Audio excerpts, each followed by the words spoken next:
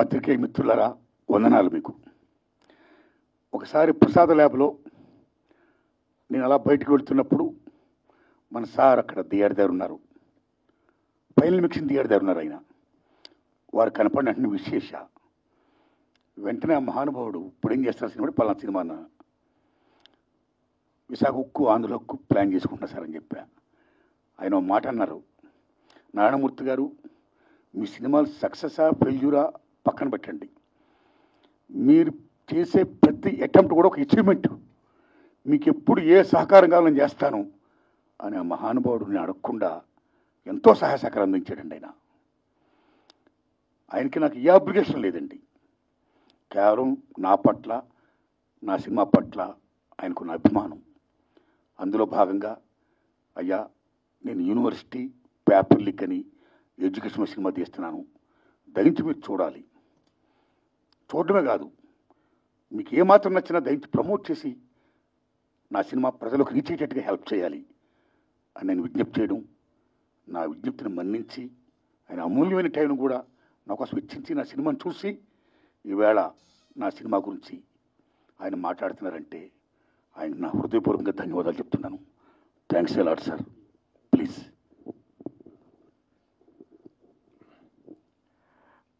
ఆయన ప్రేమతో చెప్తున్నారు కానీ యాక్చువల్గా ఆ రోజు నేను ఆయన కలిసినప్పుడు, అంటే ఎప్పటి నుంచో నేను భీమవరంలో సినిమాలో రాకముందు నుంచి, ఎందుకంటే ఆయనది 32 సినిమాల ప్రయాణం, అదేమి చిన్న ప్రయాణం కాదు. నేను ఎందుకు ఆ మాట చెప్పానంటే ఆయన సినిమా ఆడటం ఆడకపోవటం అనేది తీసి పక్కన పెట్టి ఆయన వన్ మ్యాన్ ఆర్మీ.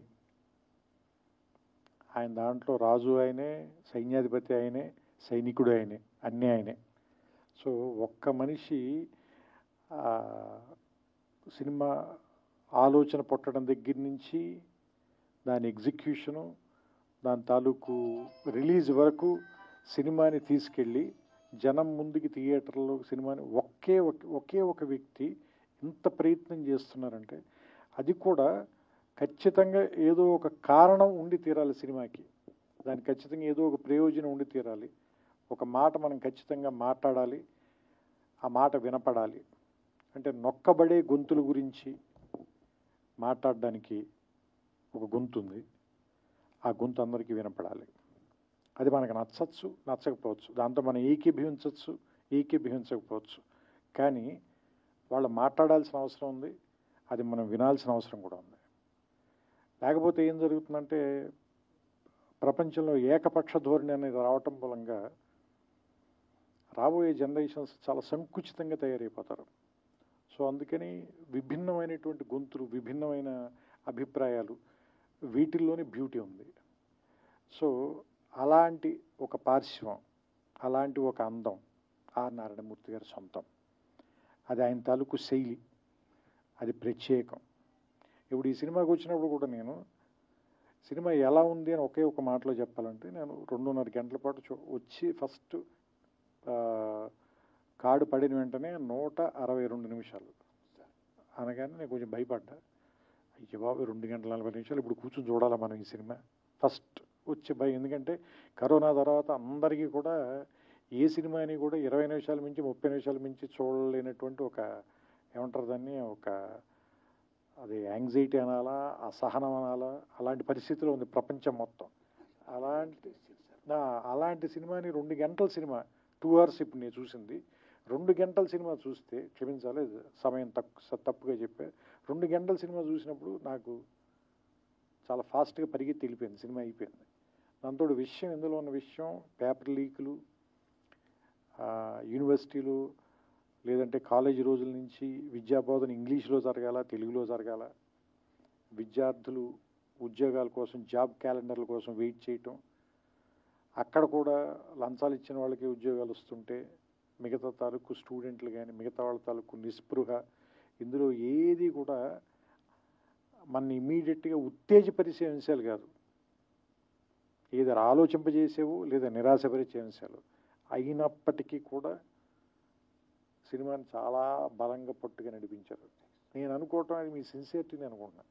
కేవలం మీ సిన్సియారిటీ మూలంగానే మనకి లోపల ఏదైనా ఒక లాంగ్వేజ్ వచ్చే లోపే మీ సిన్సియారిటీ వల్ల బ్రదర్ ఒక్క నిమిషం. అంటే మాకు ఏదైనా లోపల ఒక లాంగ్వేజ్ వచ్చే లోపే మీ సిన్సియారిటీ వల్ల దాన్ని ఏం మాట అనలేకపోతున్నాం. అంటే మిమ్మల్ని ఎందుకు గౌరవిస్తారు అంటే అందరం కూడా, మేమంతా కూడా ఎందుకు గౌరవిస్తాం, మేము కానీ పాత్రికేయులు కానీ మీడియా కానీ లేదంటే ప్రేక్షకులు కానీ ఎందుకు గౌరవిస్తారంటే మీ అభిప్రాయం నచ్చో నచ్చకో రెండు కాదు, మీరు అది చెప్పే తీరు, దాన్ని మీ అభిప్రాయాన్ని మీరు ముందుకు తీసుకెళ్ళటంలో మీకున్న నిబద్ధత, మీ సిన్సియారిటీ, దాన్ని మాత్రం ఎవ్వరు క్వశ్చన్ చేయలేరు. అది మాత్రం మీ సొంతం. అలాంటి వాటి కోసమే నేను ఇప్పుడు వచ్చి మీ పక్కన నుంచున్నాను. కేవలం ఏంటంటే మీ నిబద్ధత నచ్చే దానికి గౌరవం ఇచ్చే. ఎందుకంటే ఇంతలా రాజీ పడకుండా బతకటం అందరి వల్ల సాధ్యం కాదు, నా వల్ల కూడా. నేను చాలాసార్లు రాజీ పడ్డాను నేను. సో అందుకని ఏంటంటే ఇలా రాజీ పడకుండా బతకటం అందరి వల్ల అవ్వదు, కొంత జెలసీ కూడా ఉంది నాకు. అలా బతకడం అంత తేలిక కాదు. సో అందుకని ఆయన పక్కన నిలబడి ఆయన నా అమూల్యమైన సమయం అన్నారు, కానీ ఆయన తన సమయాన్ని వెచ్చిచ్చి నాకు సినిమా చూపించినందుకు, ఈ సినిమా గురించి నన్ను మాట్లాడమని నాకు అవకాశం కల్పించినందుకు నేను మనస్ఫూర్తిగా కృతజ్ఞతలు చెప్తున్నాను. ఈ సినిమా రేపు ఈ నెల ఆగస్టు 22వ తారీఖున రిలీజ్ అవుతుంది. దీన్ని థియేటర్లో చూడండి. ఇలాంటి సినిమాలు ఎందుకు బతకాలి అంటే ఆర్ నారాయణమూర్తి గారు మరిన్ని సినిమాలు ఇంకా తీయాలి. ఎందుకంటే అర్ధరాత్రి స్వతంత్రం నాకు తెలుసు, ఒరే రిక్షా నాకు తెలుసు, చాలా సూపర్ హిట్లు కొట్టారు మీరు. You're super star in your own way. So ఇప్పుడు కూడా చెప్తున్నాం కదా, ఆ స్టార్ ప్రెజెన్స్ అయితే ఉంది. మీకు తెలుసో తెలీదో మేము ఒక సినిమాలో క్యారెక్టర్కి మిమ్మల్ని అనుకున్నాం, కానీ నాకు ఎవరు ఏం చెప్పారంటే ఆయన చేయరని చెప్పారు. ఎందుకంటే మీరు రెమ్యూనరేషన్ ఆఫర్ చేసైతే ఆర్ నారాయణమూర్తి గారిని కొనలేరు అన్న.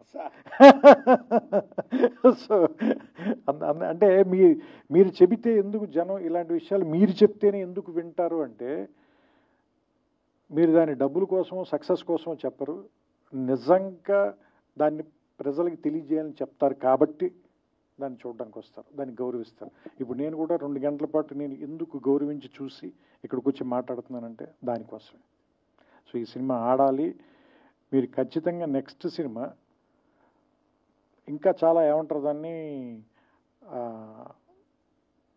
కొంచెం ఎక్కువ డబ్బులు ఖర్చు పెట్టి ఇంకా మంచి ప్రొడక్షన్ వాల్యూస్తో తీయటానికి అవకాశం కలిగేలాంటి డబ్బులు ఈ సినిమా మీకు ఇవ్వాలని, అలాంటి సక్సెస్ వస్తుందని నేను కోరుకుంటూ, ఎస్పెషల్ ఇందులో నాకు ఆ గద్దర్ గారి పాట కూడా బాగా నచ్చింది.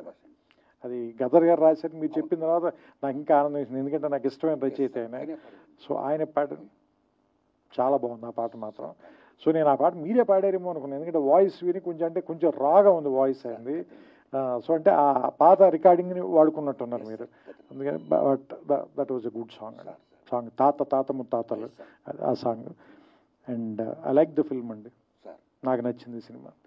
సో మీ అందరికి కూడా నచ్చుతుందని ఆశిస్తున్నాను. మరోసారి మా కోసం ఇంత రాత్రి సమయం వరకు వెయిట్ చేసిన పాత్రికేయులందరికీ కూడా నా కృతజ్ఞతలు చెప్పుకుంటూ నాకు అవకాశం ఇచ్చిన నారాయణమూర్తి గారికి మనస్ఫూర్తిగా నా అభినందనలు. అండ్ ఈ సినిమా సక్సెస్ అవ్వాలని నేను ఆకాంక్షిస్తూ ఆయనకి నా శుభాకాంక్షలు తెలియజేస్తాను. అయ్యో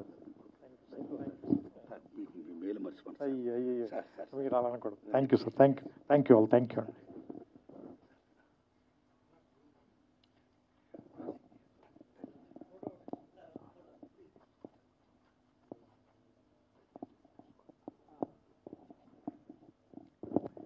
అండ్ ఇంకొకటి, ఈ సినిమాలో అయినా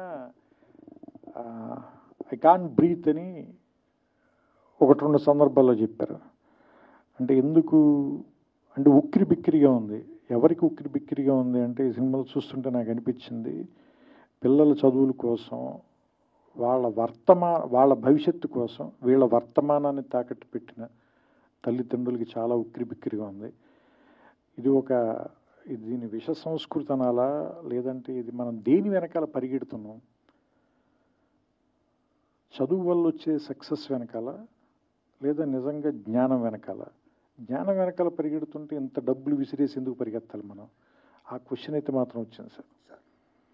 సో అంటే యాక్చువల్గా జ్ఞానం మనకి ఆనందాన్ని ఇవ్వాలి, ఇంత నొప్పి ఎందుకు ఇస్తుంది, ఇంత బాధను ఎందుకు ఇస్తుంది, మన కన్న వాళ్ళకి ఇంత కష్టాన్ని ఎందుకు ఇస్తుంది? ఎందుకంటే నేను కూడా ఇంజనీరింగ్లో ర్యాంక్ వచ్చి, బట్ అది ప్రైవేట్ కాలేజీలో వచ్చింది నా ర్యాంక్, 3000 చిల్లర ఎంత ర్యాంక్ వచ్చింది.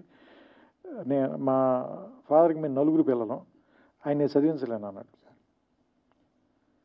సరే మరి ఆయన తేలిగ్గా చెప్పారో లేదా నేను తేలిగ్గా తీసుకున్నానో తెలియదు, కానీ దాన్ని పెద్ద పట్టించుకోకుండా నేను గ్రాడ్యుయేషన్ బీఎస్సీ చదువుకోరానంటే నేను బీఎస్సీ చదివేశాను.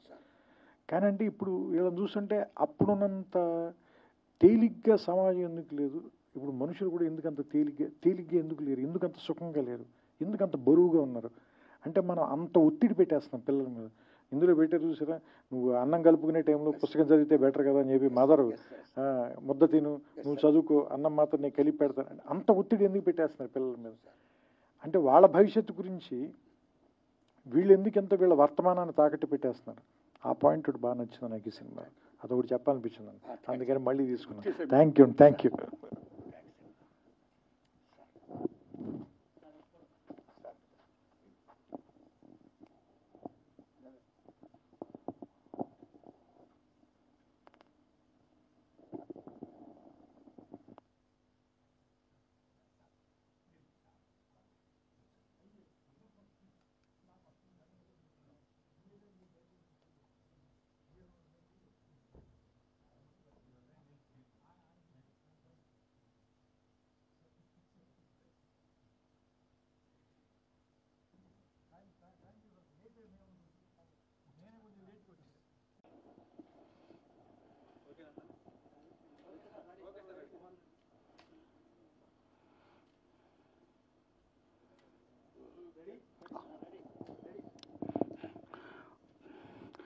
పాత్రికేయ మిత్రులారా,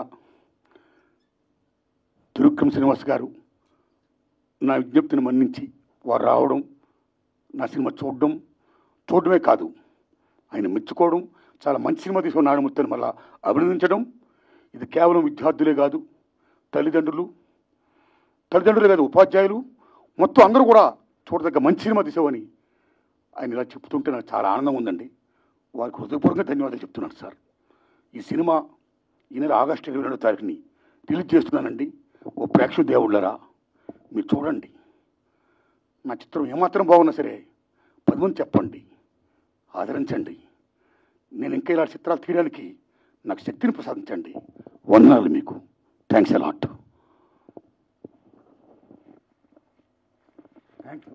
ఈ టైం కూడా వచ్చారు మీరు పాత్రికేయ మిత్రులారా, మీ దండం పెడుతున్నాను. Like, share, subscribe LGTV. Please subscribe to LGTV. Guys, please do subscribe LGTV. Have a good day. Thank you. Like, share, subscribe LGTV. Subscribe LGTV.